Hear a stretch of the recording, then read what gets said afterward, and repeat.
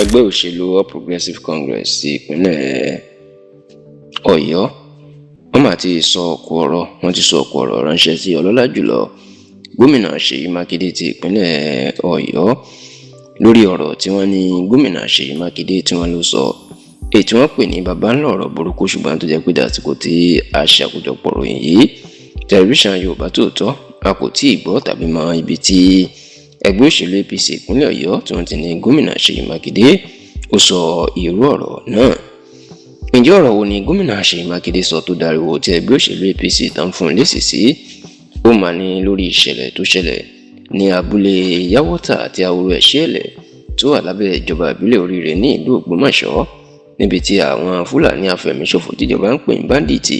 tó ti ya wọ iléèwé mẹ́ta ọ̀tọ̀ọ̀tọ̀ tí ó jẹ́ ti ìjọba ní ọjọ́ 15 nínú oṣù karùn-ún tó kọjá yìí, 15th of May 2026, tí wọ́n sì jí àwọn akẹ́kọ̀ọ́ àti olùkọ́ rẹpẹtẹ tí wọ́n jí wọn kó wọnú igbó lọ. Yàtọ̀ sí eléyìí, lójú ẹsẹ̀ níbi tí wọ́n ti ń jí àwọn akẹ́kọ̀ọ́ àti olùkọ́ náà gbé ni wọ́n ti yìnbọn pa olùkọ́ kan tó fẹ́ sá àsálà fún ẹ̀mí ẹ̀,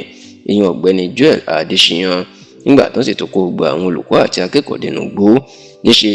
ni wọ́n tún dúnbú olùkọ́ míì tó ń jẹ́ Michael Oyèdòkun, tó sì jẹ́ pé ọ̀rọ̀ ọ̀hún ó di ariwo ńlá káàkiri orílẹ̀-èdè Nàìjíríà. Ṣá o, ní ọ̀sẹ̀ tí ó kọjá, ìyẹn ní ọjọ́ àbámẹ́ta tí ṣe sátidé ọ̀sẹ̀ tó kọjá, tí ẹgbẹ́ òṣèlú Allied People's Movement APM tí wọ́n ń ṣe ìpàgọ́ wọn lórí ẹni tí yóò gba tíkẹ́ẹ̀tì ààrẹ ẹgbẹ́ òṣèlú wọn fọdún tó ń bọ̀, ìtàn fún gómìnà Ṣèyí Mákindé.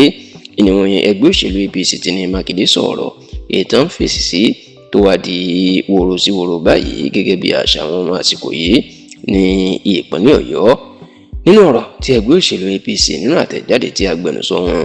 ọ̀gbẹ́ni Ọláwálé Sádàrè tó fi síta ló ti ní lẹ́yìn tí Mákindé tó gba tíkẹ́ẹ̀tì ẹgbẹ́ òṣèlú APM tán lọ́jọ́ sátidé ọ̀sẹ̀ tó kọjá ni ló sọ̀rọ̀ yìí pé ètò ààbò ìpínlẹ̀ Ọ̀yọ́ tó mẹ́hẹ̀ kọjá sísọ pàápàá ìṣẹ̀lẹ̀ ìjínigbé tó ṣẹlẹ̀ láwòrò Ẹ̀ṣẹ́lẹ̀ àti Yáwọ́tà ní ìlú Ògbómọ̀ṣọ́. Ó ní kò sí nǹkan tó ń lè ṣe o nítorí pé ètò ààbò kò sí lọ́wọ́ òun, ọwọ́ ààrẹ Bọ́lá Ahmed Tinubu àti ìjọba àpapọ̀ ní ètò ààbò náà wà. Ọ̀rọ̀ yìí mà ní ẹgbẹ́ òṣèlú APC ń fìbínú sọ̀rọ̀ sí. Wọ́n ní ọ̀rọ̀ ẹni tí ò bìkítà àti ẹni tí kò wúlò rárá ìní Mákindé sọ yìí. Wọ́n ní báwo ni Mákindé yóò ṣe sọ yìí pé ọwọ́ Tinubu nìkan lè ètò ààbò wà, pé ètò ààbò ò sí lọ́wọ́ òun àti pé kò sí tóun lè ṣe. Wọ́n ní fún ọ̀rọ̀ tí Mákindé sọ yìí ó ti fi hàn pé òun kúnjú òṣùwọ̀n, òun ṣe lè dáàbò bo ìpínlẹ̀ Ọ̀yọ́. Ó ní fún ìdí èyí kí Mákindé kó kọ̀wé fipò sílẹ̀, kó jẹ́ kí Báyọ̀ Làwá igbákejì ẹ̀ kó máa bájọba lọ. Tó sì ní láyé olóògbé Isiaka Abiola Jimobi ọmọ ẹgbẹ́ òṣèlú àwọn nígbà tó ń darí ìpínlẹ̀ Ọ̀yọ́, níṣe